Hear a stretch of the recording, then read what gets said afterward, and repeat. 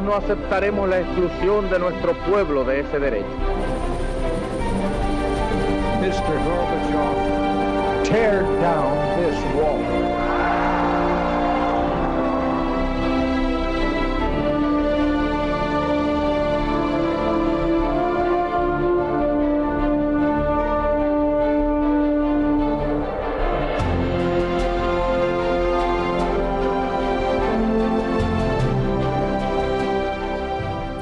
Buenas noches, señoras, caballeros, bienvenidos a Tiempos Modernos. Un rasgo singular de la cultura española contemporánea es que da la impresión de que ha roto con su tradición.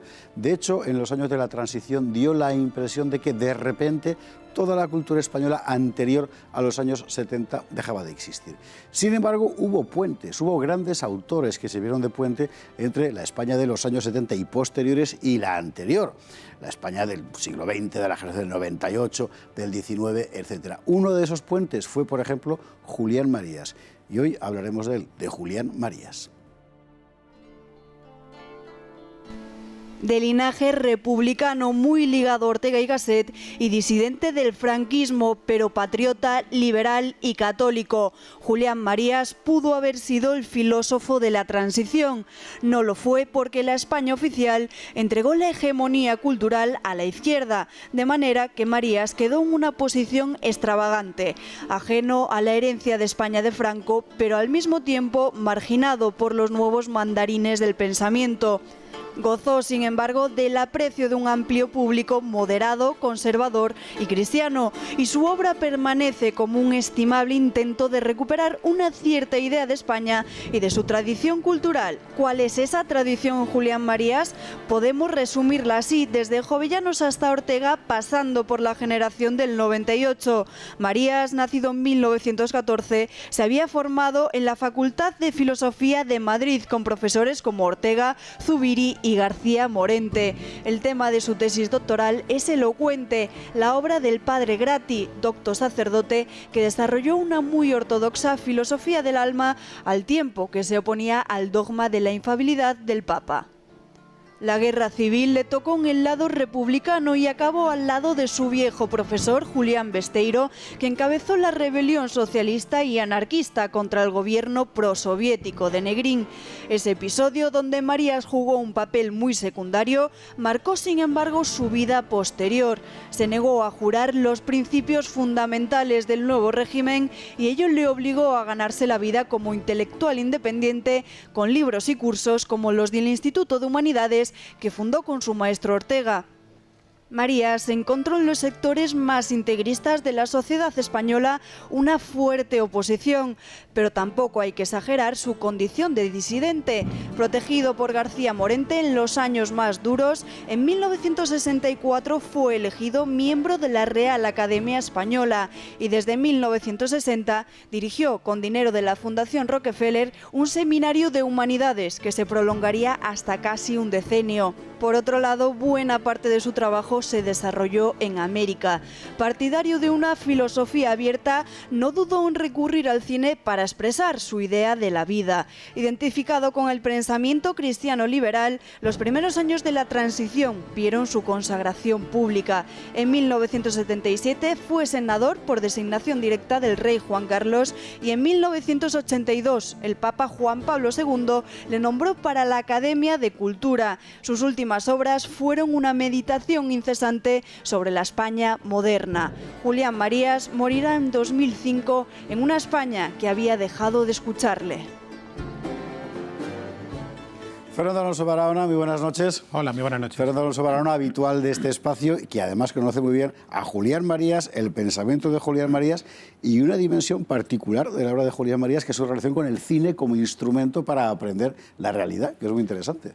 Sí, así es. Julián Marías es un filósofo y un pensador de una extraordinaria riqueza y aquí pues tuve el honor de conocerle, de tratarle, de estar en su casa, de coordinar y publicar sus artículos de cine y de hacer un libro, Antropología del Cine, un libro de discípulo, que era una adaptación al cine de su teoría sobre la antropología metafísica, un libro que él leyó, estimó y tengo y conservo entre mis tesoros pues una carta manuscrita suya señalando que había entendido bastante bien su pensamiento. Era una persona extraordinaria y, como se ha dicho en la introducción, realmente el hombre que habla siempre de la continuidad, que la filosofía no puede ser adanista, no puede ser que cada generación rompa con la generación anterior y se crea que es un nuevo Adán. Todo tiene una continuidad y eso es fundamental para entender el pensamiento y para hacerlo progresar. Esto es muy interesante. Julián Marías recoge deliberadamente una herencia que es la de Ortega. Otros la recogen también, pero Julián Marías digamos que es lo más característico. Al mismo tiempo, él está enteramente imbuido del pensamiento de quienes fueron sus profesores en la Facultad de Filosofía de Madrid antes de la guerra, García Morente, que será su amigo y protector, Zubiri.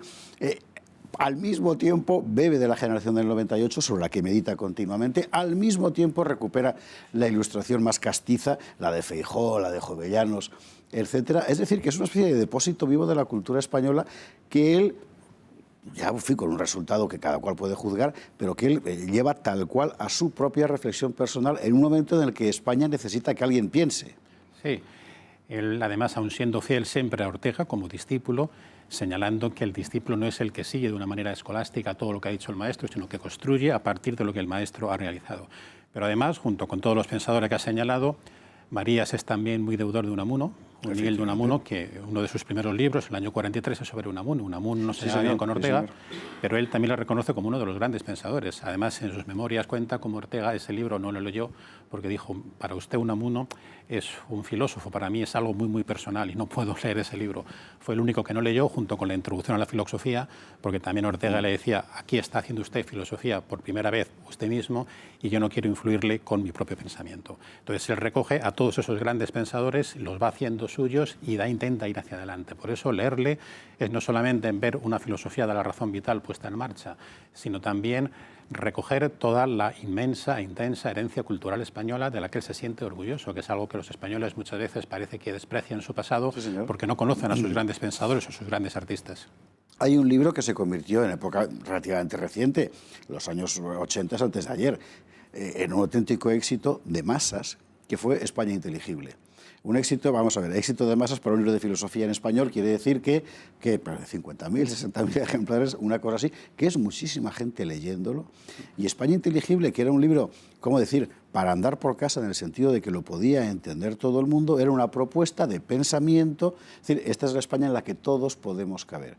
Ese libro fue muy importante, sobre todo porque muy pocos le hicieron caso después. Sí, y además en la época actual, con el drama del independentismo catalán, el libro España Inteligible es un intento de aplicar de una manera viva la razón histórica, que es contar la razón de las Españas, va atacando y va desvaneciendo todos los mitos y la leyenda negra y dice por qué los españoles se empeñan en no comprender a su propio país, por qué se creen que es tan diferente a todos los demás. Y él, el subtítulo es muy revelador, Razón histórica de las Españas, pues va contando de manera emocionada cómo esa España ya está presente en la Hispania romana en un primer término y después, cuando la invasión musulmana, la España es la que se quiere recuperar y señala cómo es por un lado el impulso del cristianismo y por otro lado la recuperación de aquello que nunca llegó a ser plenamente como la España visigótica, pero aquello que puede ser, eso es la raíz de las Españas y que llega hasta los Reyes Católicos, hasta ese momento también emocionante cuando Nebrija dice que ese diccionario que él está haciendo es el diccionario de la lengua castellana, el diccionario de la lengua española. 1492. Efectivamente, sí. Realmente el España Inteligible es un libro que se puede ser reeditado varias veces, pero que yo aconsejaría a todos, sobre todo a las nuevas generaciones, para tratar de entender el marasmo de España, el espasmo al cual nos estamos viendo, por desgracia, en los momentos actuales. Un libro para comprender España. Has citado la cuestión religiosa. Es interesante porque Marías, que era un hombre profundamente católico, no exactamente un pensador católico, pero sí un pensador inseparable de su concepción religiosa de la vida, sin embargo, no era, ¿cómo decir?, considerado por el pensamiento religioso más, digamos, oficial como alguien de los suyos, sino como otra cosa distinta. Me llama la atención que precisamente la elección de su tesis doctoral, siendo muy jovencito, fuera Gratry, que es un señor que desarrolla una teoría del alma preciosa de cuño agustiniano, al mismo tiempo que cuestiona la infalibilidad del Papa, claro, lo cual le valió todo género de reproches, ¿no? Curioso, ese libro fue su tesis doctoral, que fue suspendida de manera injusta, y él cuenta en sus memorias cómo alguno de los profesores, el doctor Mariano Ayala, decía odio la tesis. ¿A quién odia usted? Al padre Gratry. Y él lo reconocía. El presidente de la tesis era García Morente, que no pudo salvarle. María lo que tuvo es un enfrentamiento con esos teólogos bastante reaccionarios en el sentido puro del término, no en el sentido que lo emplean sus enemigos, que se oponían a todo intento de ver la religión de una manera más amplia. Intentan condenar y poner a Ortega en el índice de libros prohibidos. Ortega escribe un libro, Marías, Ortega y las Antípodas, y va rebatiendo a todos estos pensadores jesuitas, y él dice, Ortega no es un pensador católico, pero Ortega no ha hecho desvanecer a nadie del catolicismo. Se puede llegar a entender. En cambio, algunas de las cosas que están ustedes diciendo pueden hacer dudar de la razón. Después, claro, los tiempos han pasado y efectivamente Julián Marías pues, es nombrado por Juan Pablo II asesor en cuestiones religiosas, porque no tiene nada que ver la visión del catolicismo de los años 40 y 50 con la que después hubo de tener lugar. Realmente él, lo mismo que interpreta a Ortega, interpreta el cine, interpreta la geometría sentimental, interpreta a España, interpreta una visión del cristianismo y del catolicismo de una manera filosófica realmente apasionante, cuando habla de la vida perdurable, cuando cuenta como Menéndez Pidal le decía, ¿cree usted que vería a los juglares cuando muera? Y él dice, yo creo en la vida perdurable, pero creo en las personas. Yo tengo que ver a mi mujer que ha muerto hace años, porque si no, si fuera la reencarnación, si perdiera, eso no es una vida futura. Yo tengo que ser yo mismo. Es un misterio, a lo mejor a qué edad resucito, a mi edad actual, a la edad en la que muera, cuando nací, la simultaneidad de las edades. Realmente casi todas las propuestas de ese gran libro que es Antropología Metafísica suponen un tratado de filosofía vital, absolutamente emocionante y sinceramente uno de los mejores libros de filosofía que se han escrito en español. Nos queda un minutito, una cosa así. Yo quería hacerte una pregunta, digamos, de cuño muy personal, porque tú además lo conociste muy bien, a él personalmente también, y le seguiste bien y profundamente su obra. Tantos años después, Julián Marías se puede considerar hoy un pensamiento, digamos, neutralizado, detenido, no diré fallido evidentemente porque permanece, pero digamos que no ha tenido la trascendencia social que debiera, o por el contrario crees que a pesar de todo sigue vivo? Sigue vivo en minorías, pero esto es decir poco, puesto que por desgracia casi todos los grandes pensadores, incluso Ortega y Unamuno, pues porque se estudian en los colegios, pero probablemente la gente tampoco sepa decir dos palabras interesantes o seguidas sobre esta trayectoria. Digamos que es un pensador a recuperar. Marías fue popular porque escribía las terceras de ABC, escribía sobre cine, no era un filósofo, un erudito a la violeta que estaba anclado en un lenguaje que no se entendía. Eso le hacía ser conocido. En sus conferencias iba mucha gente y él estaba orgulloso de que vendía libros por encima de la media. Lo que habría que hacer ahora es recuperar sus mejores libros y hacer que la gente vuelva a recuperar el amor por la excelencia, que era algo que él también decía mucho. Los tiempos últimos, desde el año 60, hemos vivido con un rencor contra la calidad, un rencor contra la excelencia. Yo creo que esa búsqueda de lo mejor, esa búsqueda a través del sacrificio, a través del estudio de lo mejor de uno mismo, es una de las grandes enseñanzas de un filósofo enamorado, como dice uno de los libros que se le dedicaron, como era Julián Marías. Él dedicó una meditación específica a Cataluña, ¿verdad? Sí, consideraciones sobre Cataluña, y seguía las ideas de Ortega y lo trata con pasión, con amor, y diciendo hay que comprender a Cataluña desde la óptica de España, porque Cataluña es una manera peculiar de ser español. Por eso España inteligible es razón histórica de las Españas, porque es cierto que no hay una única manera de ser español. Se puede ser español desde Andalucía, desde Galicia, del País Vasco, desde Cataluña, desde Castilla. Es ciertamente extraordinario. Una de las cosas que nos pasan a nosotros españoles hoy, año de 2017, es que hemos olvidado buena parte del pensamiento y sobre todo de para qué sirve pensar. Julián Marías es uno de los nombres que nos lo podría recordar permanentemente. Hay que tenerlo en cuenta. Fernando Alonso Barahona, mil gracias como siempre. Gracias. Y a ustedes muchísimas gracias por estar con nosotros y hasta un próximo programa.